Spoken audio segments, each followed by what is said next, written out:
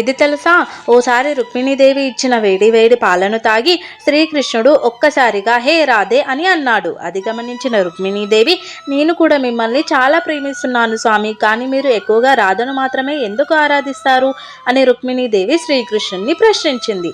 కానీ శ్రీకృష్ణుడు సమాధానం చెప్పకుండా మౌనంగా ఉండిపోయాడు. దాంతో రుక్మిణీదేవి రాధాదేవిని కలవాలి అని మరుసటి రోజు ఉదయం రాధాదేవి దగ్గరికి వెళ్ళింది. అక్కడ ఎంతో అందంగా ఉన్న ఓ స్త్రీని చూసింది.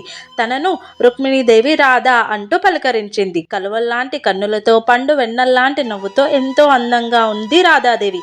కానీ తన శరీరం అంతా బొబ్బలెక్కి ఉండడం చూసి రుక్మిణీదేవి ఇది ఏమిటి అని రాధను ప్రశ్నించింది. నిన్న రాత్రి కన్నయ్యకి మీరిచ్చిన వేడివేడి పాలే ఇందుకు కారణమని చెప్పింది రాధ. దాంతో కృష్ణుడు రాధ ఇద్దరు వేరు కాదని రుక్మిణీదేవికి అర్థమయ్యి తనకు తెలియకుండానే తన కన్నుల్లో నుంచి నీళ్ళొచ్చేశాయి. అందరూ చెప్పండి రాధా కృష్ణ.